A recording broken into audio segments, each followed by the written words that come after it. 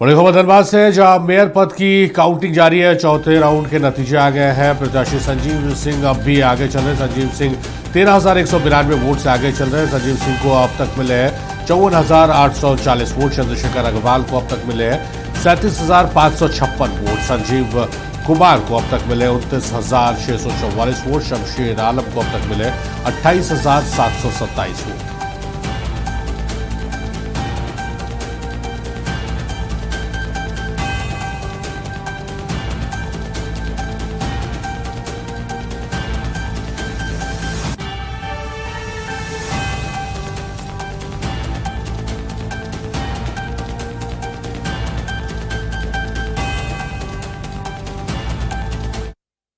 तो धनबाद नगर निगम के चुनावी नतीजे आ रहे हैं। किस तरह से कौन आगे चल रहा है, कितने मतों से आगे चल रहे हैं संजीव सिंह, वो अपने दर्शकों को हमने बताया। और हमारे साथ मेहमान भी स्टूडियो से जुड़ रहे हैं और भी खबरों से रूबरू कराएंगे। पहले तारुफ करा देते हैं। हमारे साथ फिलहाल मृत्युंजय शर्मा जी जुड़े हैं, बीजेपी के नेता। बहुत स्वागत है मृत्युंजय जी आपका। आगे और भी मेहमान इस कार्यक्रम में हमारे साथ जुड़ेंगे। मृत्युंजय जी, कल से क्या बहुत लंबे समय से नगर निकाय चुनाव पर आपसे चर्चा हो रही है, इसलिए चर्चा का थोड़ा सा रुख बदलते। एक चीज़ बहुत अच्छी देखने को मिली, क्योंकि आप बहुत सुलझे हुए पॉलिटिशियन हैं, मुझे ऐसा लगता है।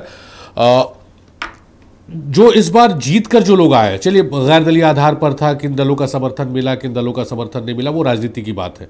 बहुत ऐसे लोग हैं जो निर्दलीय, अब जैसे हजारीबाग के जो मेयर जीत कर आए हैं, कहा कि मांग के पैसे वो चुनाव लड़े। बहुत ऐसे पार्षद चुनाव जीत कर आए हैं जो जिनका कहीं से कोई भी पॉलिटिकल पार्टी से दूर दूर तक ताल्लुक नहीं है। किस रूप में इसको देख रहे कि ये बदलाव की एक परिभाषा सेट कर रहे हैं वोटर्स की, भाई उन्हें कोई फर्क नहीं पड़ता है कि किसके सिंबल है किसका सिंबल नहीं, जो काम कर रहा है, जो डिजर्विंग है, उसको हम अपने आकलन के आधार पर जीत दिलाएंगे। तो जो निकाय चुनाव होते हैं शाहरुख जी, आप हमेशा देखेंगे, या पंचायत चुनाव में भी ये देखेंगे कि थोड़ा सा छोटा स्तर का चुनाव होता है, बशर्ते एक विधानसभा या लोकसभा से। और इसलिए क्या होता है, वो चुनाव बड़ा लोकलाइज्ड होता है, तो मुद्दे भी आप देखेंगे बहुत ही ज्यादा लोकल होते हैं। और जो प्रत्याशी भी होते हैं वो करीब करीब लोगों के जान पहचान के होते हैं। हर लोग करीब करीब जानते हैं जरूर कि अच्छा ये व्यक्ति कौन है, जो विधायक या सांसद के केस में कई बार नहीं होता है, व्यक्तिगत परिचय नहीं होता है। तो इसलिए कई बार वोटर्स बहुत अच्छे से इवैल्यूएट कर पाते हैं और उन्हीं के क्षेत्र से वो व्यक्ति आ रहे हैं तो देख पाते हैं कि अच्छा व्यक्ति का इतिहास क्या रहा है। जहां पे भी अगर लगता है कि अच्छा ये व्यक्ति पद नहीं होते हुए भी 5 सालों से मान लीजिए सामाजिक कार्य कर रहे हैं, कोई अच्छे कार्य कर रहे हैं, तो लोगों को एक उसमें फिर कॉन्फिडेंस रखता है कि यार जो व्यक्ति पद के बिना अगर 5 साल से कर रहा है, अगर उन चुनावों में खड़ा हुआ है तो हमें इनका समर्थन करना चाहिए। और इसलिए कई जगह पे आप देखेंगे, खासकर वार्डों में आप देखेंगे बहुत नॉन पॉलिटिकल लोग, सब लोगों ने कहा कि आपको खड़ा होना चाहिए, तो लोग खड़े हुए, लोगों ने वोट भी दिया, वो जीत भी गए, बहुत पैसे भी नहीं थे। तो ऐसे बहुत सारे आपको एग्जाम्पल्स पूरे स्टेट से देखने को मिलेंगे, रांची से भी देखने को मिलेंगे। लोकतंत्र की खूबसूरती मैं इसे मानता हूं एक तरह से, क्योंकि कई बार होता है जो बड़े चुनाव होते हैं उसमें क्या होता है कि उन बड़े चुनावों तक पहुंचने के लिए, उसमें एक सीरियस प्रत्याशी बनने के लिए आपको ऑलरेडी एक बॉडी ऑफ वर्क दिखाना पड़ता है, जो वार्ड के केस में नहीं होता है। नगर निकाय में थोड़ा सा मान लीजिए, लेकिन वार्ड के केस में बिल्कुल नहीं होता है।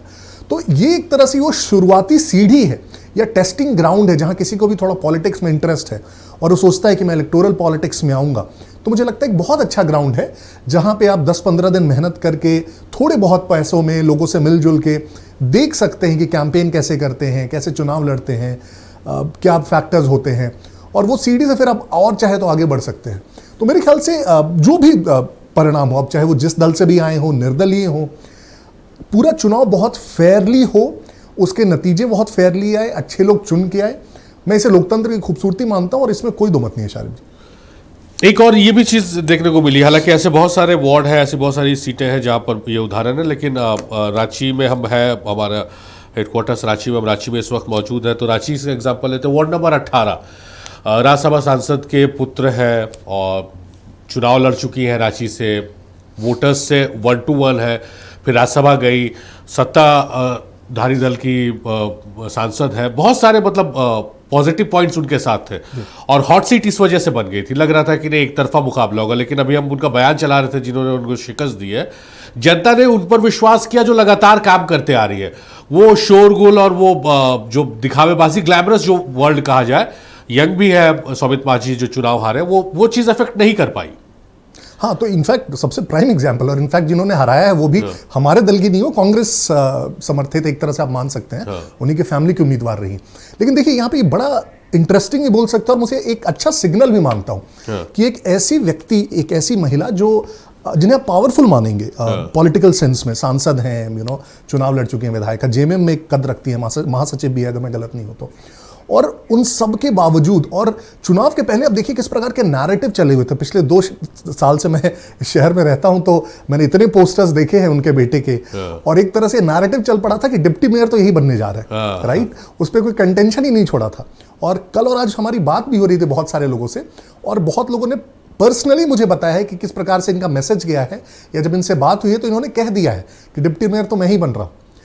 तो मुझे लगता है कि इस प्रकार का ओवर कॉन्फिडेंस बोले, अहंकार बोले, प्लस जो पैसे का खेल एक प्रकार से हुआ उस वार्ड में, और जो वीडियो में सामने आया है, वीडियो में वो बोलते हुए और पैसे देते हुए देखे गए हैं कि 3-3 हज़ार रुपए एक वोट का मैं दे रहा हूं। सोचिए, नगर निकाय के वार्ड के चुनाव में अगर कोई व्यक्ति 3 हज़ार रुपए एक वोट का दे रहा है तो ये धनबल का कितना ज्यादा गलत उपयोग है, राइट। और लेकिन एक चीज मुझे जो बहुत अच्छी लगी कि उन्होंने जितने भी पैसे बांटे, और कई लोगों का बहुत सारा आकलन है कि इतने पैसे उन्होंने खर्च किए, इतने किए, लेकिन उन सारे पैसों के बावजूद अगर वो व्यक्ति हार गए, इसका मतलब क्या है? इसका मतलब ये है कि उस वार्ड के लोगों ने देखा, आप प्रभावित नहीं कर सकते हैं। और जो जीत के आई हैं, उन्होंने जैसे कह रहे थे कि 10 साल से हम काम कर रहे हैं, उनके जो भाई भी हैं वो काम करते हैं उस क्षेत्र में, तो लोगों ने कहा कि नहीं, ये जो काम कर रहे हैं इन पर मुझे ज्यादा विश्वास है, वो जो पैसे देके आने वाला है वो क्या काम करेगा उस पर मुझे विश्वास नहीं है। तो ये बड़ी अच्छी चीज है लोकतंत्र की, और ये बार बार इस चीज को असर्ट करता है कि सिर्फ पैसे से या दूसरे गलत तरीकों से आप चुनाव हर बार नहीं जीत सकते। चलिए, जिसका एग्जाम्पल दे रहे हैं मृत्युंजय शर्मा जी, इसलिए मैं इनको सुलझे हुए नेता के तौर पर इंट्रोड्यूस किया है, क्योंकि जिनका ये उदाहरण दे रहे हैं, और हम लोग लोकतंत्र की खूबसूरती की बात कर रहे हैं, और लोकतंत्र की खूबसूरती की मिसाल खुद मृत्युंजय शर्मा पेश कर रहे हैं, जिनकी ये तारीफ कर रहे हैं या जिनकी वकालत कर रहे हैं, वो कांग्रेस समर्थित उम्मीदवार है। उनके जो भाई है वो कांग्रेस के प्रवक्ता है, और उस दल की नेत्री के बारे में बात कर रहे हैं, क्योंकि भाई काम किया तो काम का उन्हें सिला मिला है, तो इसमें दल से ऊपर उठकर बात होनी चाहिए। ये एक बहुत खूबसूरत चीज़ है। चलिए, एक बार हम लौटेंगे मृत्युंजय जी के पास। एक बार हम सत्यव्रत किरण हमारे सहयोगी हैं धनबाद से, हमारे साथ लाइव जुड़ रहे हैं, सीधे उनका रुख कर लेते हैं और उनसे ही ज़्यादा जानने समझने की कोशिश करते हैं। सत्यव्रत, धनबाद में बड़ा दिलचस्प है मुकाबला। कांग्रेस समर्थित है, जेएमएम समर्थित है, बीजेपी समर्थित है, आजसू समर्थित उम्मीदवार है, लेकिन लीड कौन कर रहा है जिसे किसी भी दल का समर्थन प्राप्त नहीं है?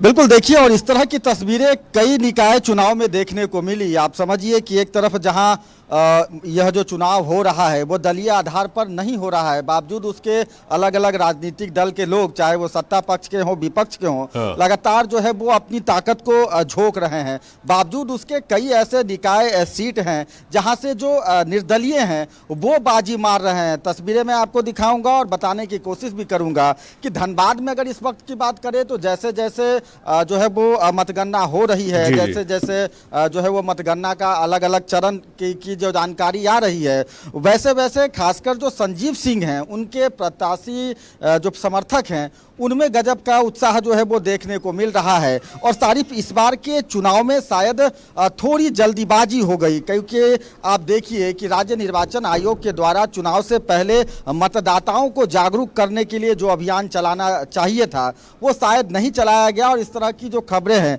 मैं आपको धनबाद की एक जानकारी दे देता हूं कि देखिए धनबाद में अब तक जो है वो चौथे राउंड की जो है वो गिनती हो चुकी है। अब तक 2,19,414 वोट जो हैं वो गिने जा चुके हैं, और इसमें करीब 15,071 वोट जो हैं वो रद्द कर दिए गए हैं। यानी कि किसी ना किसी कारण से 15,071 वोट की जो है वो गिनती नहीं होगी। आप समझिए कि लोकतंत्र में किसी भी प्रत्याशी के जीत में हार में एक एक वोट कितना महत्वपूर्ण होता है। और इस तरह के आंकड़े लगातार आपने देखा, कल रांची में भी जो है वो करीब 15,000 से ज़्यादा जो वोट है वो रद्द हो गए। तो शायद राज्य निर्वाचन आयोग को चुनाव से पहले मतदाताओं को जागरूक करने के लिए कैसे मतदान करना है, किस तरह से मतदान करने से उनका वोट रद्द नहीं होगा। शायद एक अभियान चलाने की जरूरत थी। दूसरी एक खूबसूरत तस्वीर दिखाता हूं सारिफ, चूंकि आप भी नक्षत्र परिवार का हिस्सा है। मैं इस वक्त जो है वो धनबाद के राजकीय पॉलिटेक्निक जिसे मतदान केंद्र बनाया गया है वहां मौजूद हूं। लगातार अभी भी जो है वो मत की गिनती हो रही है और उन सब के बीच मीडिया कोसांग और जो यहाँ पर मतदान कर्मी हैं, पुलिसकर्मी हैं, उनके लिए आप देखिए पल पल के अपडेट के लिए हमारा अपना नक्षत्र न्यूज जो है वो लगाया गया है। और लगातार नक्षत्र न्यूज जिस तरह से निकाय चुनाव में अपनी कवरेज दे रहा है, पल पल की अपडेट सबसे पहले हम अपने दर्शकों तक पहुंचाने की जो कोशिश कर रहे हैं, उस मुहिम का यह रंग है, उस मुहिम का यह असर है कि लगातार लोग जो है वो नक्षत्र न्यूज के इस कवरेज की सराहना कर रहे हैं। तो आप देखिए कि लगातार हम बात कर रहे थे कि जिस तरह से राज्य निर्वाचन आयोग को एक जागरूकता चलाना की जरूरत थी, मतदाताओं को जागरूक करने की जरूरत थी। 2 लाख से ज़्यादा वोटों की गिनती हो चुकी है, उसमें 15,000 से ज़्यादा जो वोट हैं वो रद्द कर दिए गए हैं। तो कहीं ना कहीं कई लोगों के लिए इस बार का जो मतदान था वो काफ़ी अलग था, चूंकि इससे पहले लोगों ने ईवीएम के माध्यम से अपने वोट दिए, लेकिन मत पेटी से, मत पत्र के माध्यम से वोट करना कई लोगों के लिए नया था। और शायद यही कारण था कि सही जानकारी न हो पाने के कारण ज़्यादातर कई ऐसे वोट हैं जो कि रद्द किए जा रहे हैं। सारिफ, चलिए सत्यव्रत, आएंगे आपके पास। आप कुछ अपडेट्स अगर वहां से होता है, क्योंकि जो लास्ट अपडेट आपके मार्फत आया वो चौथे राउंड की जो काउंटिंग समाप्त हुई है और उसमें कितने लीड पर है संजीव सिंह, वो अपने दर्शकों को हमने बताया। तो हम निकाय चुनाव के नतीजों की बात कर रहे हैं और लोकतंत्र की खूबसूरती की भी चर्चा कर रहे हैं। बहुत ही खास मेहमान हमारे साथ स्टूडियो से जुड़े हुए हैं। धनबाद से भी हमारे सहयोगी हमारे साथ जुड़े हुए हैं, उनसे भी हम धनबाद के सूरत हाल की जानकारी ले रहे हैं। मृत्युंजय शर्मा जी हमारे साथ जुड़े हुए हैं और अजय जी अभी हमारे साथ जुड़े हैं, CPIML के नेता हैं। बहुत स्वागत है अजय जी आपका। मृत्युंजय जी से एक बार फिर से हम बातचीत करते हैं। मृत्युंजय जी, जो हम लोग बात कर रहे थे ब्रेक में जाने से पहले लोकतंत्र की खूबसूरती की, रांची से जो मेयर पद की जीती है, मेयर पद के लिए रोशनी खालको, वो भी लोकतंत्र की खूबसूरती के उदाहरण है। वार्ड पार्षद का चुनाव लड़ती थी, चुनाव में देरी हुआ, आउट ऑफ द वे जाकर कोर्ट के शरण में गई, लगातार लड़ाई लड़ती रही, एक लंबा संघर्ष उनका रहा। और उसके बाद जब वो चुनावी मैदान में उतरी, पार्षद नहीं मेयर के पद पर, तो लोगों ने उस बात को एड्रेस किया कि इस पर्टिकुलर महिला ने जद्दोजहद की है इंसाफ दिलाने के लिए। और शायद यही नतीजा है कि इतने बड़े मार्जिन के साथ रांची की कमान उनको दी गई है नगर निगम की। और शायद यही याद करके जब चुनावी नतीजा आया तो उनकी आंखों से पानी छलक आया कि एक लंबी लड़ाई, एक लंबा संघर्ष उन्होंने किया है। नहीं, बिल्कुल। एक तरफ उनका जो संघर्ष है आपको उसको भी देखना पड़ेगा और ये भी देखना पड़ेगा कि ये एक तरह से दुखद भी है कि किसी एक नागरिक को या पूर्व वार्ड पार्षद को कोर्ट जाकर ये कहलवाना पड़े कोर्ट से कि कोर्ट आप निर्देशित कीजिए सरकार को चुनाव कराने के लिए, निकाय चुनाव कराने के लिए, और कोर्ट फिर बार बार सरकार को बुलाए, फटकार लगाए, मुख्य सचिव को बुलाए। इनफैक्ट कोर्ट को कहना पड़ा कि अगर इस बार नहीं करेंगे तो अवमानना का हम केस चलाएंगे आपके ऊपर। यहां तक बात पहुंची, तब जाके फिर सरकार हर बार नए नए बहाने देते रही और 3 साल का उन्होंने समय जाया किया। इनफैक्ट कुछ निकायों के लिए तो 5 साल आप मान लीजिए। 5 सालों तक आप सोचिए, जिन शहरों में, जिन निकायों में चुनाव नहीं हुए, वहां प्रतिनिधि नहीं है, लोगों के पास वैसे कोई व्यक्ति नहीं थे जिनके पास जाके वो अपनी समस्याएं रख पाएं। सिर्फ जो प्रशासनिक अधिकारी हैं उनकी बदौलत पूरी सारे निकाय और जितने नगर निगम है वो चलते रहे। तो मेरे ख्याल से ये थोड़ा दुखद मुझे लगता है। कोई भी सरकार हो, कहीं की भी सरकार हो, जीत हार अपनी जगह है, लेकिन अगर आप लोगों को अपना प्रतिनिधि ही नहीं चुनने देंगे, अगर आप उनको अपने ऊपर, जो स्वशासन का एक तरह से कॉन्सेप्ट ही है डेमोक्रेसी में, हम बात करते हैं, और इनफैक्ट हमारे मुख्यमंत्री जी बार बार बात करते हैं कि जो हमारी सरकार है वो गांवों से चलेगी। उन्होंने बार बार इस बात को कहा है। तो गांव का कहने का मतलब सिर्फ गांव थोड़ी होता है। जो नगर निकाय हैं, जो छोटी जगह है, वो भी तो वही है ना। तो पंचायत में अगर चुनाव हो सकते हैं समय से, तो नगर निगम और निकाय में क्यों नहीं? क्योंकि वहां पे आपको डर लग रहा है कि वहां पे कोई दूसरी पार्टी ज्यादा मजबूत हो सकती है। तो ये प्रकार का जो सिलेक्टिव ट्रीटमेंट है डेमोक्रेसी का, ये मुझे सबसे खतरनाक लगता है। और दूसरा, एक और इनएफिशिएंसी मैं पॉइंट आउट करना चाहूंगा शायद जी। देखिए, आपकी सरकार है, आपने तय किया कि आप बैलेट पेपर से चुनाव कराएंगे, कोई दिक्कत नहीं हमें उससे। आपने तय किया कि गैर दलीय आधार पर कराएंगे, चलिए उसे भी मान लेते हैं। लेकिन जब आपने ये तय कर लिया, उसके बाद आपको कम से कम अपने तंत्र को इतना दुरुस्त करना चाहिए था, इतने अच्छे से सबको ट्रेन करना चाहिए था कि प्रत्येक व्यक्ति अपने मताधिकार का प्रयोग बहुत अच्छे से कर पाए। अब देखिए किस प्रकार की अव्यवस्था हुई पूरे चुनाव में। रांची में हमने देखा, और कोई मेरा वक्तव्य नहीं है, सारे न्यूज़पेपर्स ने इसको रिपोर्ट किया है। जो लोग जहां जा रहे हैं उनका बूथ चेंज हो गया है, उनका नाम वहां पे नहीं मिल रहा है। आप जब बैलेट पेपर से चुनाव करा रहे हैं, इतने दिनों बाद चुनाव हो रहा है, लोगों को ध्यान नहीं है बैलेट पेपर से कैसे मुहर लगाते हैं, कहां मुहर लगाते हैं, कैसे फोल्ड करके डालते हैं। सिर्फ और सिर्फ रांची में शारिफ जी 27,000 वोट इनवैलिड कर दिए गए। आप सोच रहे 27,000 वोट इनवैलिड हो गए सिर्फ इस कारण से कि किसी का मुहर गलत जगह लग गया, किसी ने 2 बार लगा दिया, किसी ने गलत तरह से फोल्ड कर दिया। क्या हमारी जिम्मेदारी यह भी नहीं होती है कि हम ट्रेन करें लोगों को? इनफैक्ट ज्यादातर जगहों पे जो मतदान के अधिकारी अंदर बैठे हुए थे वो क्लियर नहीं थे इन प्रोटोकॉल्स को लेकर। तो अगर आप ये बेसिक ट्रेनिंग नहीं करते तो फिर तो ये आधी अधूरी डेमोक्रेसी हुई ना, कि जो थोड़े समझदार है, पढ़े लिखे हैं, वो तो अपने मताधिकार का प्रयोग कर लिए, लेकिन वो व्यक्ति क्या करेगा जो उतना पढ़ा लिखा नहीं है, जिसको हम कहते हैं कि उसके भी मत का अधिकार उतना ही है जितना एक शिक्षित व्यक्ति का। तो इसमें मुझे थोड़ा सा लगता है कि सरकार को इस मामले में, और जब आप खास करके हमेशा बात करते हैं कि ये जो सरकार है ये ग्रामीणों की सरकार है, वंचितों की सरकार है, आखिरी पैदान में बैठे लोगों की सरकार है, तो हम भी उन्हीं की बात कर रहे हैं। ये जो 27,000 वोट रद्द हुए, इसमें से कितने लोग आपको लगता है कि ग्रेजुएट होंगे, पढ़े लिखे लोग होंगे? ज्यादातर लोग वैसे होंगे जो अशिक्षित होंगे, बेचारे दैनिक मजदूरी वाले, वैसे लोग होंगे। ये महत्वपूर्ण बिंदु उठा रहे हैं मृत्युंजय जी। भाई 10,000, 12,000, 15,000, 27,000 तक अगर वोट इनवैलिड हो जाए तो आप सोचिए कि क्या तैयारी है, व्यवस्था क्या है, और कितना आप जस्टिफाई कर दे रहे हो उस आदमी के साथ जो कड़ी धूप में अपनी घर से निकला है और लाइन में लगकर वोट दिया, और उसे पता चल रहा है कि उसका वोट इनवैलिड करार दे दिया गया।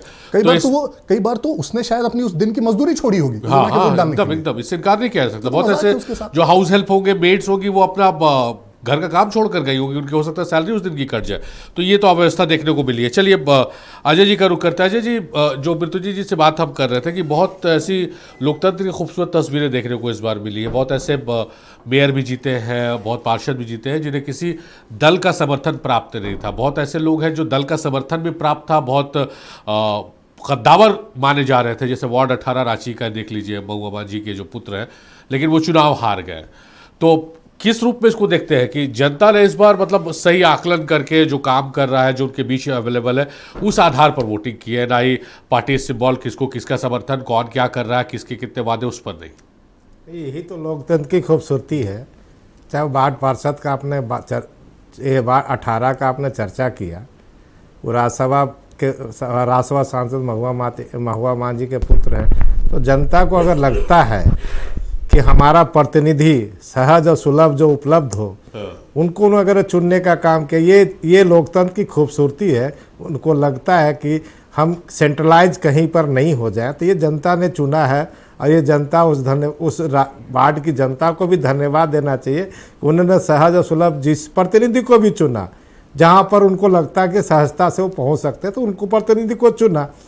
लेकिन महत्वपूर्ण बात ये हो जाती है कि हम लोग कई बात आपने कहा कि चुनाव बैलेट पेपर से हो रहे थे, उसमें 27,000 वोट कटने जिस तरह से रद्द किए गए, तो ये जागरूकता जो होनी चाहिए, तो ये जागरूकता election commission, Jharkhand state election commission को लोगों के बीच में ले जानी चाहिए थी। और एक बात और गंभीर हम इसलिए कहना चाहते हैं कि इलेक्शन कमीशन का ही केवल ये दायित्व नहीं बनता है। हमारे बीएलए होते हैं हमारे साथ, बीएलओ के साथ हमारे पॉलिटिकल पार्टीज के बीएलए वहाँ पर प्रतिनिधित्व करते हैं। उनकी भी दायित्व बनती है कि सब पॉलिटिकल पार्टी के लोग कैसे मतपेट को, हम मत पत्र को समेट कर कैसे बैलेट में डाला, इसका डेमोन्स्ट्रेशन देने की बात बनती है। तो ये इलेक्शन कमीशन उनको इन्वॉल्व करती है। तो कहीं ना कहीं फेलियरिटी हुई है। और जरूरी नहीं है कि किसी एक ही पार्टी को नुकसान होता है उससे। कई पार्टी जो वोट देने जाते हैं वो सोच के जाता है अपना जनप्रतिनिधि चुनने के, उनको निराशा जरूर हुई है। लेकिन एक चीज़ महत्वपूर्ण बात है, जैसे ईवीएम की बात हम जब कर रहे थे, तो पिछले चुनाव के मार्फत इस बार बीजेपी को तो ज़्यादा वोट मिले हैं। बैलेट से अगर ज़्यादा वोट मिल रहा है तो ये तो समझने की चीज़ है कि ईवीएम में वोट कम क्यों थे और बैलेट पेपर में ज़्यादा वोट क्यों निकल रहे हैं। नहीं, कम और ज़्यादा वोट की इसमें बात नहीं, इसमें बात है कि जेन्युइन वोट जो इनवैलिड हो गया उसकी बात है। कम वोट बीजेपी को मिले, ज़्यादा वोट मिले, वो अच्छा ये भी आपने ठीक कहा। अच्छा जी, इसको भी ऐड कर देते, उसका भी जवाब दे दीजिएगा। ये भी तो समस्या हो, मैं अपना उदाहरण दे रहा हूँ। हम लोग ज्वाइंट फैमिली में रहते हैं, 15 से 18 वोट हमारे हैं। मैक्सिमम लोगों के 80% लोगों के एक बूथ में है, 2 लोगों के दूसरे बूथ में, 2 लोगों के तीसरे बूथ में। ये कैसा डिवीजन किया गया है? ये गंभीर समस्या। इस पर हम भी लगातार कह रहे हैं कि एक परिवार का 2 जगह वोट कैसे गया, ये स्टेट इलेक्शन कमीशन को जिम्मेवारी पूर्वक देखना चाहिए था। ये वोटर लिस्ट का प्रकाशन 1.5 महीना 2 महीना पहले करना चाहिए था। हमको लगता है इसमें जल्दबाजी की गई है कि आपने किसी भी तरह से उसको डिस्ट्रीब्यूट करने का काम तो कर दिया, लेकिन आपको ये नहीं पता चला कि किस एक फैमिली का वोट अगर 4 जगह जा रहा है तो कैसे वोट कर पाएगा। ये बड़ी समस्या है। इसको स्टेट इलेक्शन कमीशन को संज्ञान लेने की जरूरत है। अब मुझे लगता है चुनाव आयोग ने स्टेट इलेक्शन कमीशन से भी मांगा और डीसी को भी कहा कि इस तरह की घटनाएं न हो, क्योंकि आपने जब विधानसभा का चुनाव आता है, चाहे लोकसभा का चुनाव भी आता है, तो कितना नज़दीक हम वोटर्स को इन्वॉल्व करें कि जितना नज़दीक रहे कि ताकि वोट परसेंटेज हमारा बढ़े। इन सब चीज़ों पर गौर करने की ज़रूरत होती है और कितना बेहतरीन तरीके से हम वोट को पोलराइज कर सकते हैं, मतलब वोटों को कितना बढ़िया से वोटर्स को ले जाकर वोट दिलवाने का काम कर सकते हैं। ये प्रशासन की जिम्मेदारी बनती है। इसमें कहीं ना कहीं हल्की फल्की चूक जरूर प्रशासनिक हुई है, इसको एकदम गौर करने की बात है और ये गंभीर बात है। अजय जी यही से आप कंटिन्यू कीजिएगा, क्योंकि बहुत झुमरी तलैया नगर परिषद अध्यक्ष पद पर जीत दर्ज करने के बाद रमेश हसदर ने नक्षत्र न्यूज से खास बातचीत की है। इस दौरान उन्होंने अपनी जीत को जनता के विश्वास और समर्थन की जीत बताया है। झुमरी तिलैया नगर परिषद अध्यक्ष पद पर जीत हासिल करने के बाद रमेश हसदर जी हमारे साथ मौजूद हैं।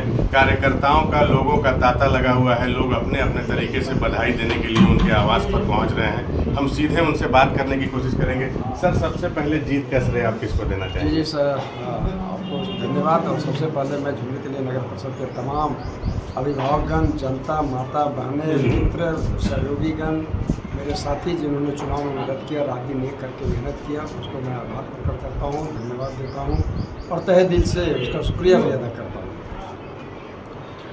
सर, सबसे पहले प्राथमिकता क्या होगी शहर को लेकर? देखिए, प्राथमिकता तो बहुत से हैं, लेकिन मेरी जो काम करने का जो तरीका है, सलीका है, सबसे पहले शहर को इस तरह से शहर को बनाना है कि पूरे झारखंड में कोडरमा जिला की एक अलग पहचान हो और लोग कोडरमा और खासकर झुमरी तिलैया को, नगर परिषद को एक अलग दृष्टि से देखें और अलग दृष्टि से देखकर एक कल्पना जो इमेजिंग होता है कि किस ढंग से शहर को बनाया जाता है। अगर माने अच्छे लोग हैं तो शहर का निर्माण किस ढंग से बन सकता है, बेहतर हो सकता है, वो मेरे आने से होगा। सर, जनता ने जिस तरीके से भरोसा जताया है, क्या कुछ कहना चाहेंगे जनता को? देखिए, जनता मेरा भगवान है, जनता मेरा सब चीज़ है और आज 3 चुनाव हमने लड़ा, 14 चुनाव मेरा ये है, एक विधानसभा के भी मैंने चुनाव लड़ा। तो जनता ने जो सम्मान दिया है उसका हम ऋण नहीं उतार सकते हैं और जनता मेरे लिए सर्वोपरि है और जनता की समस्या मेरी प्राथमिकता है। बिल्कुल, तो जनता जो है वो सर्वोपरि है और जनता की समस्या ही प्राथमिकता होगी। सहयोगी रवि के साथ आर्यन श्रीवास्तव, नक्षत्र न्यूज, कोडरमा। चलिए, तो राज्य के अलग अलग कोने से जीत के बाद बयान आने शुरू हो गए हैं और मेहमान हमारे साथ बने हुए। ब्रेक में जाने से पहले अजय जी को हमने बात मुकम्मल करने नहीं दिया था। अजय जी, ये 2 चीज़ें जो है ये विपक्ष का नहीं, पत्रकारों का भी कंसर्न है। विपक्ष के कंसर्न होकर सत्ता पक्ष इसको टाल देती है, लेकिन पत्रकारों का भी, और लगातार हम इस सवाल उठाते रहेंगे, ये मिसमैनेजमेंट जो है, इतने सारे वोट इनवैलिड हो जाना, एक परिवार का वोट बिखराव हो जाना, वार्ड बिखराव हो जाना, माफ़ कीजिएगा, ये बड़ी जवाबदेही है और इस वजह से बहुत परेशानियां हुई है। नहीं, मैं तो बोल रहा हूँ कि ये प्रशासन ने जिस तरह से इसको किया, हमको लगता है जी तैयारी होनी चाहिए, मुकम्मल रूप से जो तैयारी होनी चाहिए थी प्रॉपर वे में 2 महीने पहले वोटर लिस्ट का प्रकाशन करना चाहिए था और पता चलना चाहिए था कि कहाँ कहाँ किनका वोटर लिस्ट में नाम है। अब तो मैं तो कहूँगा कई ऐसे भी लोग हैं जिन्होंने नॉमिनेशन पेपर खरीद लिया मेयर के लिए, उनका नाम ही नहीं है। उनको पता चला अब नॉमिनेशन पेपर खरीद कर जब नॉमिनेशन करने जा रहे तो पूरे शहर में ढूंढ रहे कि मेरा नाम कहाँ है। उसमें एक आरती कुमारी करके उन्होंने मेयर का कैंडिडेट का उन्होंने इलेक्शन कमीशन को भी लिखा, उसका वोटर लिस्ट में नाम, सीरियल नंबर भी बता रहा है, लेकिन कहीं नगर निगम में उसका वोटर लिस्ट में नाम नहीं आ रहा। तो ये बड़ी विडंबना आ रही है इस बार कि कैसे कैसे आपने डिस्ट्रीब्यूशन किया और उस डिस्ट्रीब्यूशन को कितना जस्टिफिकेशन होना चाहिए। ये हमको लगता है सभी पॉलिटिकल पार्टियां हों, चाहे जितने भी सब राज्य प्रशासनिक के लोग को मिलकर ये बात करनी चाहिए कि जहां दूरी, एक घर का 4 जगह वोट जाता, कैसे हम उसको और मैनेज करके कितना नज़दीक लाया जा सकता है। और एक परिवार का तो समझ में नहीं आता, चूंकि सीरियल नंबर भी एक वोट एक ही किसी रूम में रहता है, एक ही सीरियल नंबर में रहता है, एक ही वार्ड में रहता है, एक ही कमरा में रहता है, वो 4 भाग में कैसे बढ़ सकता है? ये तो सवाल खड़ा होता है कि कहीं ना कहीं कि आप कैसे उठा के उसको डिस्ट्रीब्यूट किए। आपने किसी से राय नहीं ली क्या ARO, हमारे जो ARO है एरियाज के, उनको इसके बारे में जानकारी नहीं है पूरी तरह से? ये सवाल उठता है। और इस सब पर अगले इलेक्शन जब भी तैयारी करे, स्टेट इलेक्शन कमीशन हो चाहे ECI हो, इस पर गंभीरता से विचार उनको रखना चाहिए कि हम जो एक भी मतदाता की दूरी 1 किलोमीटर के से हम तय किया इलेक्शन नहीं होनी चाहिए। आप उसको पूछिए, और नहीं तो एक ऐसा व्यवस्था कीजिए कि जिसका वोट अगर दूर गया है तो एक ऐसा चलंत बूथ का मैनेजमेंट कीजिए कि घूमते हुए वो ले कि इस वोट का है, हम यहाँ पर वोट डालने आए हैं। एक चलंत बूथ का व्यवस्था, नहीं तो वैकल्पिक रूप से आप कीजिए कि अगर डिस्ट्रीब्यूशन हो गया, नहीं मिल रहा है, तो इलेक्शन कमीशन को चाहिए कि एक चलंत बूथ रखे कि आपका ठीक है, नाम नहीं है, आपने जैसे ही वहाँ डाला वो टीम वहाँ पहुँचे, इलेक्शन का वोट दे के वहाँ से निकल जाए अगर बैलेट से आप करवा रहे तो। ये एक व्यवस्था होनी चाहिए। वैकल्पिक व्यवस्था तो कुछ दिन नहीं होगी आपको, क्योंकि लोकतंत्र की खूबसूरती इसी में है कि एक भी मतदाता को वोट देने से अगर वंचित किया जाता है तो उसके हक अधिकार से हम वंचित करते हैं। और जो शहर में हमारा जो सरकार चुनने की बात होती है, उसकी जो विचारधाराएं होती है, क्या वो कंसेप्ट रख के वोट देने निकला है, इस पर भी हताशा होती है। तो कहीं ना कहीं ये है, इस पर सरकार को गंभीरता से सोचने की जरूरत है। बार बार कोर्ट और हाई कोर्ट का संज्ञान लेने की जो नहीं जाना पड़े जनता को, इन सब सवालों को लेकर हमको राज्य प्रशासनिक सेवा को विविधता से इस पर ध्यान देने की जरूरत है कि अगर एक भी वोटर छूटता है, ये आपकी विफलता है, ये वोटर की विफलता नहीं है, ये आपकी विफलता है कि आपने किसी नागरिक को उसके मताधिकार के प्रयोग से रोकने का काम किया है या वंचित करने का काम का। तो इसका गुनाह कौन कबूलेगा, कौन एक्सेप्ट करेगा ये गुनाह? तो ये सवाल तो उठता है। इसलिए मैं बार बार कहता हूं कि प्रशासनिक व्यवस्था जो भी इलेक्शन की होती है, आप देखिए वोटर लिस्ट में नाम ऐड करने का प्रक्रिया रहता है, तो आप प्रशासन का भी प्रकाशन जो भी करते हैं उसका भी पहले प्रकाशन कीजिए और हर बूथों पर भेज दीजिए कि आप नाम चेक कीजिए। अगर लगता है कि मेरा गलत जगह है तो आप उसको आवेदन दे के अपने बूथ पर लाने का काम करिए। ये जागरूकता लानी होगी जनता के बीच, प्रशासन को भी सजग होना पड़ेगा। BLO BLA की भूमिका इससे महत्वपूर्ण होती है।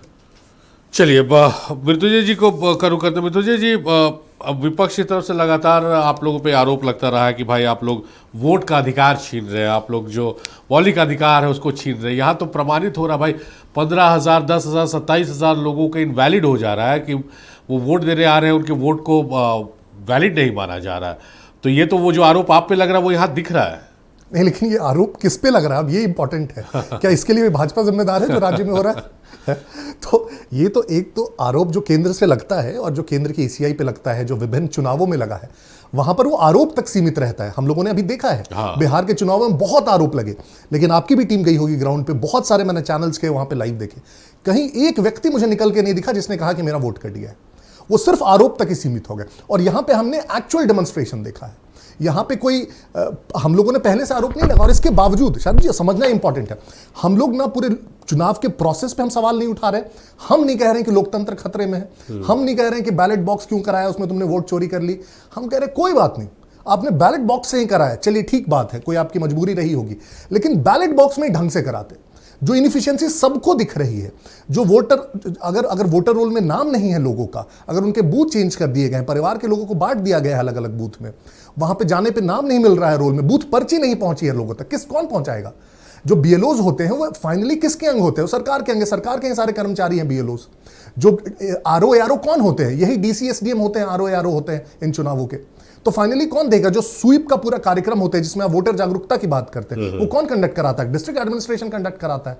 तो फाइनली कहां पे आके सारी जो जिम्मेदारी है वो रुक रही है? वो जो आपका प्रशासन है उस पर रुक रही है।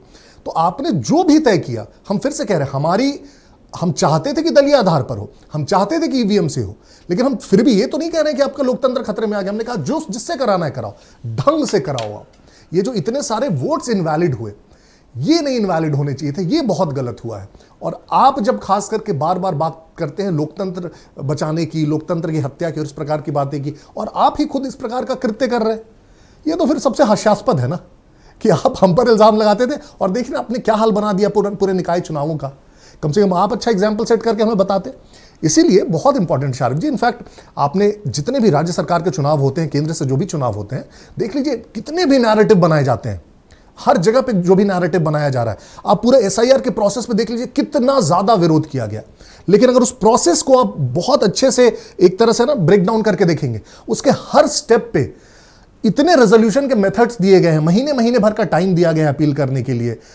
11 पहले कहा गया आइडेंटिटी कार्ड्स है, वो नहीं है तो कोई बात नहीं, उसके अलावा भी कोई है तो लेते आइए, वो भी नहीं है तो कोई बात नहीं, कोई भी आप अपनी बस वहां की लीनियज जो वहां की होती है वो इस्टेब्लिश कर दीजिए, गांव का मुखिया बोल दे, आपके परिवार का कोई लीनियज होगा, पहले के वोटर लिस्ट में किसी परिवार के व्यक्ति का नाम हो, कुछ भी बता दीजिए। एक एक महीने का टाइम दिया गया कि अपील कीजिए, उसके बाद ड्राफ्ट रोल पब्लिश किया गया, ड्राफ्ट रोल में नाम नहीं है तो फिर अपील कीजिए, उसके बाद फिर फाइनल रोल। देखिए इसको बोलते हैं प्रोसेस, और उसमें फिर अगर कोई एक आध व्यक्ति भी छूट जाए तो मानेंगे कि हाँ गलती हुई है। लेकिन यहां पे जहां पे 10 दिन के अंदर आपने बस घोषित कर दिया, आपने अपने वोटर रोल भी पहले पब्लिश नहीं किया, किसी को पता तक नहीं है मेरा नाम है कि नहीं, बूथ की पर्ची नहीं पहुंच रही, लोग वहां बूथ पे पहुंच रहे अज्यूम करके कि मेरा यहां पे नाम है, वहां पे नाम नहीं दिख रहा है किसी को। इनफैक्ट ज्यादातर जो अभी के वोटर्स है, खास करके न्यू एज वोटर्स जो है शारिफ जी, जो 30 वर्ष से कम के मतदाता हैं, उन्होंने कभी वो ये बैलेट बॉक्स देखा ही नहीं है। एग्जैक्टली उन्होंने कभी मुहर मारा ही नहीं है, वहां लोग अंगूठा लगा के आ गए। तो आप इतना बड़ा जो वर्ग है, वोटर वर्ग है, और ऐसे लाखों लोग होंगे जो 30 वर्ष से 35 वर्ष से कम आयु के होंगे, यार उसको तो कभी देखा ही नहीं, उसको एक बार बताओगे तो आप डेमोन्स्ट्रेशन, आप जो बूथ था वहीं पे डेमोन्स्ट्रेशन बाहर एक रख देते कि कैसे अंदर जाके वहां पे मोहर मारना है। वहां का जो प्रिसाइडिंग ऑफिसर था, मतदान अधिकारी, उसको मदद करनी चाहिए इन चीजों में। तो ये नहीं हुआ जो मुझे बहुत गलत लगता है। चलिए धनबाद का एक बार रुक कर लेते हैं, तस्वीरों में हम धनबाद लगातार देख रहे हैं। धनबाद के चुनावी नतीजे जो आ रहे हैं जिस ओर इशारा कर रहे हैं, चीज़ें स्पष्ट है लगभग किस रूप में इसको देख रहे हैं। किसी का समर्थन प्राप्त नहीं है, हालांकि आपके नेता, लेकिन समर्थन किसी का प्राप्त नहीं है, और जिन लोगों को समर्थन प्राप्त है वो 2nd, 3rd, 4th, 5th position पर आ गए हैं। मुझसे पूछ रहे हैं जी बिल्कुल जी। नहीं, धनबाद में हाँ मुझे भी अब लग रहा है काफ़ी हद तक क्लियर है कि संजीव सिंह जी एक काफ़ी अच्छी बढ़त उन्होंने बनाई हुई है और जीतते हुए दिख रहे हैं, जो अभी तक मेरा भी अनुमान है। मान सकते हैं जो हमारे समर्थित प्रत्याशी थे वो जीत नहीं रहे हैं, लेकिन हम ये भी जानते हैं कि जो जीत रहे हैं संजीव सिंह जी वो भी अपने विचार परिवार से, तो कम से कम वो एक कॉन्सोलेशन आप बोल सकते हैं कि हमें है। हजारीबाग में भी इस प्रकार से हमें लगा है कि हमारे समर्थित प्रत्याशी नहीं जीते, लेकिन जो भी जीत करा रहे हैं हमें पता है कि वो हमारे विचार परिवार से, हमारे विचारधारा से आते हैं, तो एक प्रकार वो कॉन्सोलेशन हमें है। और वैसे भी आप देखेंगे तो आप पूरा जब कंसोलिडेट करके राज्य के चुनाव को देखेंगे और नगर निगम, परिषद, पंचायत सबको आप मिला भी लेंगे, तो सबसे बड़ी पार्टी के रूप में आपको भाजपा ही उभर के निकलती हुई दिखेगी। या तो समर्थित प्रत्याशी भी आप सिर्फ काउंट कर ले, या फिर आप उनको भी काउंट कर ले जो जिस पार्टी से बिलोंग करते हैं। दोनों तरीके से आपको सबसे बड़ी पार्टी बनती हुई दिखेगी। कहीं कहीं हमें लगता है कि जो शायद हम चुनाव जीत सकते थे वो विभिन्न कारणों से हमारे समर्थित प्रत्याशी नहीं जीत पाए, तो वो तो विश्लेषण का दौर होता है, जो चुनाव परिणाम जब पूर्णतः आ जाएंगे तो उसके बाद चलेगा और उस पर हम जरूर चर्चा करेंगे। ये धनबादी का जिक्र करें, रणनीति की कमी है। 1 नंबर जो लीड कर रहे हैं और उनको शोकॉज किया हुआ, जो दूसरे नंबर पर है वो आपके पार्टी के बागियों की जेएम का दामन थाम चुके हैं, आपने जिनको समर्थन दिया वो 3rd नंबर पर है। मैं शरद जी थोड़ा सा डिफर करूंगा यहाँ पे। आज से सिर्फ 2 दिन पहले अगर मैंने आपसे या किसी से भी ये पूछा होता कि धनबाद कौन जीतने जा रहा है, तो मुझे लगता है कोई भी नहीं कहता कि संजीव सिंह जी जीतने जा रहे हैं। एकदम सही तौर पर। एग्जैक्टली। तो चुनावों के बाद, रिजल्ट के बाद कहना बड़ा आसान हो जाता है। कई बार क्या होता है, चूंकि लोकलाइज्ड इलेक्शंस होते हैं और उसमें कैंपेन के दौरान कुछ इस प्रकार की घटनाएं हुई हैं कि एक तरह से वोट पोलराइज हो गया संजीव सिंह जी के पक्ष में, और इस कारण से वो जीतते हुए नजर आ रहे हैं। लेकिन उसको पहले से पूर्वानुमान करना और पहले से ये गेस कर लेना कि वही जीतने जा रहे हैं, अगर ऐसा हो पाता तो हम भी उन्हीं को टिकट दे देते। तो देखिए, एग्जिस्टिंग फैक्टर्स के तौर पर हमें जो उम्मीदवार सबसे उपयुक्त लगता है उसे हम टिकट देते हैं। कई बार वो काम करता है, कई बार काम नहीं करता है, लेकिन इसका मतलब ये नहीं है कि हम कहें कि वो प्रोसेस में ही फ्लॉ है। प्रोसेस हमारा वही रहता है, हमेशा दूसरे फैक्टर्स काम कर जाते हैं। चलिए, अजय सिंह साहब का रुख करता है। अजय सिंह साहब, धनबाद का ये क्योंकि धनबाद पे इसलिए केंद्रित हम कर रहे हैं अपने चर्चा को कि वहाँ के नतीजे नहीं आए, और दूसरा वहाँ पर जो पार्टी समर्थित उम्मीदवार है और वहाँ पर तमाम दल है, वहाँ पर बीजेपी भी, वहाँ जेएमएम भी, वहाँ कांग्रेस भी है, वहाँ आजसू भी है, लेकिन किसी पर जनता का विश्वास नहीं है। जनता का विश्वास है संजीव सिंह पर, जो लगातार बढ़त बनाए हुए, जिन्हें किसी भी दल का समर्थन प्राप्त नहीं। इसको किस रूप में देख रहे हैं?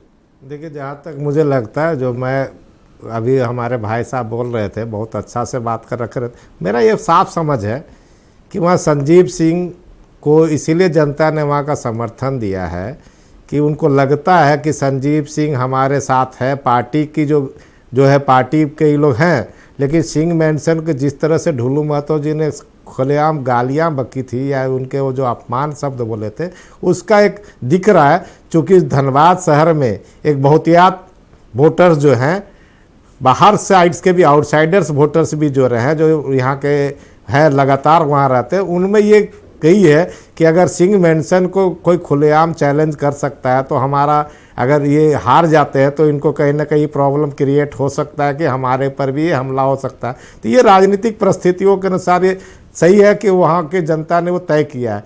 लेकिन जिस तरह से महिमा मंडित करने की बीजेपी किसी को टिकट दे, वो जो इनका जो था कि जादू चल जाएगा, किसी को भी देंगे वो चल जाएगा, वो कहीं ना कहीं यहाँ पर झारखंड में वो मोह भंग होते दिख रहा जनता का कि कहीं कहीं वैसे प्रत्याशियों पर वो दाव खेल रहे हैं जिसको बीजेपी ने सेलेक्ट किया। उसके उल्टे जनता के बीच में जो आक्रोश है इनकी पार्टियों में भी दिख रहा है। अगर आपने 3 आदमी कहीं से खड़े हैं, आक्रोश दिख रहा है कि आपस में सामंजस्य नहीं बैठ पा रहा है, ये एक बड़ा है कि वैसे लोग जीत रहे हैं जो पार्टी के विरोध करके खड़े हुए हैं।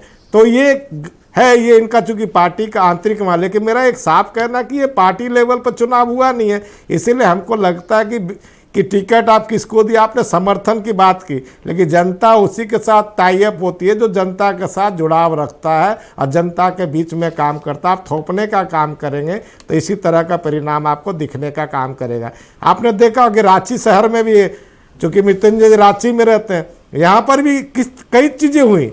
यहाँ के आपने जिनको भी समर्थन दिया, कई ऐसे क्षेत्र हैं जहाँ पर सांसद ने, आपके रक्षा मंत्री ने, यहाँ के विधायकों ने जिन को समर्थन दिया, वो प्रत्याशी बुरी तरह से हार गए। चूँकि एक ही क्षेत्र में 4-4 प्रतिनिधि इनके खड़े हो गए थे, तो आप किसी एक व्यक्ति पर दाव अगर लगा रहे हैं तो ये तो सवाल खड़ा करता है, जनता में भ्रम भी फैलता है। और दूसरी चीज़ ये कहना चाहेंगे हम कि हमको लगता है कि दलीय आधार पर चुनाव की तो सभी पार्टियां मांग करते हैं। तो दलीय आधार पर चुनाव अगर कराने की बात थी तो हम लोग कह रहे 2005 से ही मांग करते आए हैं। जब पहली बार पंचायत चुनाव हो रही थी, हम लोगों ने कहा था कि दलीय आधार पर चुनाव सरकार को करानी चाहिए, इसीलिए कि ये ज़्यादा बेटर होता कि आपको लगता कि हम समर्थित उम्मीदवार की जगह दलीय आधार पर कैंडिडेट, तो आप अपनी सुविधा के अनुसार आप चाहते हैं कि नहीं, चूँकि हमारा सुविधा अगर मेयर और डिप्टी मेयर को ही केवल हम लड़ा सकते हैं सिंबल पे, तो चूँकि अब जब पूरा चुनावी प्रक्रिया, जैसे महाराष्ट्र में तो होता है, हिंदुस्तान के 4 ही ऐसे स्टेट है जहाँ पर इलेक्शन जो होता है वार्ड का या म्यूनसिपल का या लोकल बॉडीज का चुनाव नहीं होता है इसे आपका पार्टी बेसिस पे। इसीलिए हम लोगों ने भी मांग रखा था कि यार इलेक्शन बेसिस जो है दलीय आधार पर चुनाव कराने की आप निर्णय लीजिए, ताकि इससे होता कि पार्टी को स्पष्टीकरण होता कि किस कैंडिडेट को आप सपोर्ट करें, कौन कैंडिडेट, तब हम गंभीरता से कह सकते हैं कि हमारा पार्टी का कैंडिडेट जीता है। अभी तो हम साफ को लेकर, अभी मैं जनता के बीच में कई लोगों के बीच में जा रहा था, यहाँ पर कई समस्याएं हैं, तो जनता जो है समस्याओं को सुनने के लिए तैयार है। यहाँ के जो आंतरिक मुद्दे हैं, यहाँ के शहर का जो आंतरिक मुद्दा है, चाहे झारखंड में आपने देखा 25 साल हो गए लेकिन पब्लिक ट्रांसपोर्टिंग सिस्टम नहीं दुरुस्त है, पेयजल की समुचित व्यवस्था नहीं है। इस पर अगर आप जनता के बीच में जाते हैं तो उसका परिणाम आप देखें, कई ऐसे प्रत्याशी जो इन मुद्दों को लेकर जनता के बीच में गए हैं और उनको जो समर्थन मिला है, अच्छी समर्थन मिली है, 14,000, 15,000, 19,000, 13,000 ऐसे वोटर्स मिले हैं। तो क्या वैसे प्रतिनिधि जब है कुछ मुद्दे आधारित राजनीति करते, क्या उनका जो सिंबॉलिक होगा, तो ये हमको लगता है कि एक ऐसा मुद्दे आधारित राजनीति होनी चाहिए। और आपको लगता है जनता के बीच में जो हमको बातें रखनी चाहिए कि हम लोकल बॉडीज का चुनाव में आते हैं तो जनता को अब क्या दे सकते हैं, ये हम गणित अगर किस पार्टी का है ये तो हम अभी होगा, उसका भी खेल शुरू होगा। चूंकि डिप्टी मेयर का चुनाव जब होना है, डिप्टी मेयर का चुनाव, उसमें भी होगा कि पार्टी किस पार्टी का आप पार्षद है। यानी रांची में तो पहली बार हमको लगता है 32 से 33 महिलाएं जीत कर आई है। तो हमको लगता है कि सभी पार्टियों को महिला डिप्टी मेयर बनाने का प्रयास का, महिला अगर है तो महिलाओं का एक रिजर्वेशन के तहत में अगर हमको लगता है कि महिलाओं 33 वार्डों में जीत कर रही, तो क्या डिप्टी महिला भी हम देखेंगे मेयर में डिप्टी महिला प्रत्याशी, तो कोई सभी पॉलिटिकल पार्टी को इस पर सोचना चाहिए कि जब महिलाओं के लिए हमने मेयर है तो डिप्टी मेयर के क्या होगा। जाहिर तौर पे ये एक अच्छी बात अजय सिंह साहब ने कही है कि भाई जो मैया की सरकार शहर में है तो डिप्टी मेयर के लिए एक निर्विरोध एक अगर कोई उम्मीदवार आए और महिला रहे और उसे अगर हम डिप्टी मेयर के रूप में देखें। चलिए वाइंड अप कॉल ले लेते हैं मृत्युंजय जी से। मृत्युंजय जी, वाइंड अप कॉल आपसे ले लेते हैं। किस रूप में ओवरऑल इस चुनाव को देख रहे हैं? चुनाव नहीं होना, कोर्ट का आदेश, उसके बाद एक लंबा संघर्ष, चुनाव हुए, किस रूप में इसको देख रहे हो ओवरऑल? एक तरह से सुकून है, मैं कहूँगा कि फाइनली चुनाव हो गए हैं बहुत दिनों के इंतज़ार के बाद। और एक तरह से खास करके हमारा तो कम, जो प्रत्याशी थे वो बहुत दिनों से इंतज़ार कर रहे थे, तैयारी किए जा रहे थे कि कब चुनाव होंगे। और जनता इंतजार कर रही थी, बहुत सारे लोग इंतज़ार कर रहे थे। फाइनली चुनाव हुए और ठीक है, जो भी खामियां थी उसके बावजूद चुनाव हुए। ज़्यादातर जगहों पे जो हमारी पार्टी का आकलन है वो पूर्ण आकलन तो होगा, बस एक आध दिन में मेरे ख्याल से होगा। लेकिन मुझे लगता है अभी तक जो परिणाम आए हैं वो सुखद है हमारे लिए। ज़्यादातर जगहों पे या तो अपने जो एक्सप्लिसिट समर्थित प्रत्याशी थे वो जीत कर आए हैं। बहुत जगहों पे जो व्यक्ति निर्दलीय एक तरह से हमारे समर्थित नहीं थे जो जीत कर आए हैं, वो भी हमें पता है, या तो हमारे कार्यकर्ता हैं या विचार परिवार से संबंध रखते हैं। खुशी की बात है। जब वार्ड्स की बात करते हैं तो वार्ड्स में तो किसी ने किसी को समर्थन नहीं दिया था। तो मुझे लगता है जो भी जीत कर आए हैं अपने अपने शहरों में डिप्टी मेयर चुनेंगे। और बस मैं आशा करता हूं कि जिस प्रकार से पिछले 3 या 5 वर्षों से जो बहुत ज़मीनी मुद्दे होते हैं, छोटे मुद्दे होते हैं, जो एक आम व्यक्ति लेकर जाकर आरएमसी के पास नहीं जा सकता, एडीसी के पास नहीं जा सकता, अब उनके पास वो मैकेनिज्म होगा, अपने वार्ड पार्षदों से वो बात कर पाएंगे। और मैं बस यही बहुत आशा करता हूँ कि ये जो भी नए लोग सब चुनकर आए, बहुत सारे युवा लोग मुझे उसमें दिख रहे हैं, चुनकर आए, एक अच्छा प्रतिनिधि का ये लोग सारे उदाहरण सेट करें। और राजनीति में फिर वही मुझे लगता है कि ये पहली कदम है, उनकी पहली सीढ़ी है, और फिर इसी के प्रदर्शन के बल पर वो आगे और जा सकते हैं। चलिए, बहुत अच्छी बात मृत्युंजय जी ने कहा। बहुत शुक्रिया मृत्युंजय जी आपका इस बात के लिए भी, और 1 घंटा हमारा साथ देने के लिए भी। अजय जी, आपका बेहद शुक्रिया, आपने अपना कीमती वक्त दिया है नक्षत्र न्यूज़ को डिबेट